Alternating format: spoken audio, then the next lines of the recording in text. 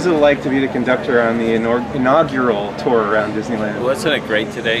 It was so exciting because I love trains, and it was so exciting to be here, to reopen the Disneyland Railroad by honoring Walt Disney and the two animators, the great Disney animators that inspired Walt's love of trains, Ward Kimball and Ollie Johnston. And this morning I got to engineer Ollie Johnston's train, the Marie, which my wife Nancy and I own and have restored, towing the Chloe, which is Ward Kimball's train.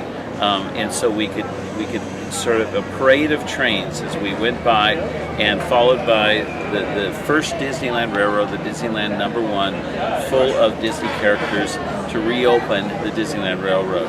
And it is incredible what the Imagineers have created back there. The backside of Rivers of America is so beautiful now, with the cliffside, the waterfalls, the trestles. It really is magical. And for the first time on the Disneyland Railroad, you get to turn left.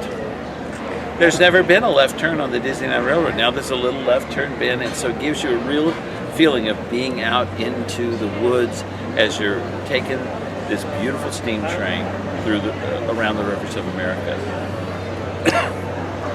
Just a couple of weeks ago, we saw you inside the Carolwood Foundation's Disneyland, Santa Fe and Disneyland Railroad car. What was it like to step into one of Walt Disney's personal rail cars? I tell you, it was so exciting at D23 Expo to step into the Combine car. It's the one and only Combine car, which is half baggage, half passenger, that ran on the Disneyland Railroad. When Disneyland opened, there were 2 engines and 2 stations. And what people don't realize is that you left with a passenger train from Main Street, and it had an Eastern style to the engine. It's the #2 with the coal stack and everything. And that went all the way around the park and stopped there.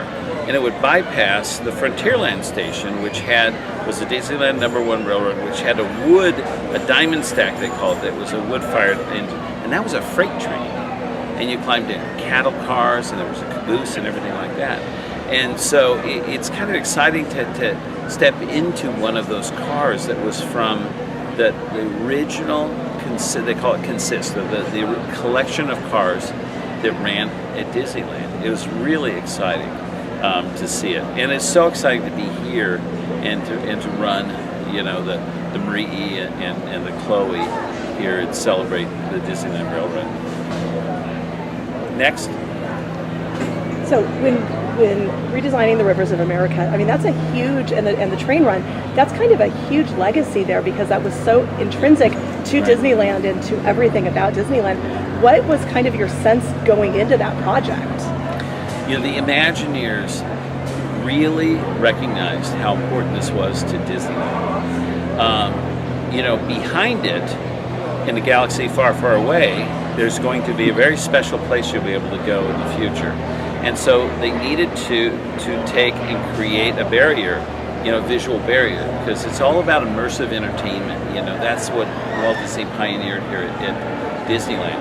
And so they had an idea, because so many Western railroads, especially narrow gauge railroads, which the Disneyland Railroad is, they do pass through canyons next to rivers. And so it's a perfect opportunity, perfect storytelling to get out into the West, which Walt Disney loved, and to experience more of a cliff with waterfalls falling over it and trestles.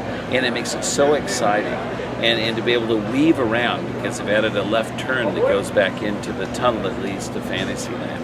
And it is really exciting to see. And I think everyone's going to really enjoy it. And one of the things, I encourage everybody, when they come to Disneyland next, ride the Disneyland Railroad, and you will have a direct connection to Walt Disney himself. Because Disneyland exists because of Walt's love of trains. And that love of trains was inspired by Ward Kimball and Ollie Johnston, and which led to his backyard railroad, the Carolwood Pacific Railroad, which then led to Disneyland. And so when you ride, and Walt always wanted to have real steam engines in his parks, so that future generations can experience what a real steam engine is like that he grew up with. And so I think almost more than any other attraction at Disneyland, you will really have a direct connection to Walt Disney himself by riding the train. Time for one more question. What do you think the guest response will be tomorrow when they finally get to ride the railroad after almost a year and a half? I think that they'll be thrilled because it is still one of the most popular attractions at the park. People just love it. So many attractions. It's about energy. This one, you sit back, you relax, you get to go around the park. You take a journey, and it's just beautiful to see. Also, they've refreshed the Grand Canyon and Primeval World. It looks beautiful in there, and so I think it's going to be so exciting to have the classics return. We also have the Mark Twain. It's been refurbished and running again. The Columbia sailing ship, Tom Sawyer's Island. So it's like they call it the return of the classics because some of the most popular in the rides that were here on opening day, and it's really exciting. I think Disneyland, almost more than any other Disney park, people love the connection to Walt Disney because this is the park he built, he walked through, he stayed overnight here, he drove those trains, he was here, and so it's exciting to bring those classics back. Thank you very much. Thank you. Thank you, John. Great, thank you.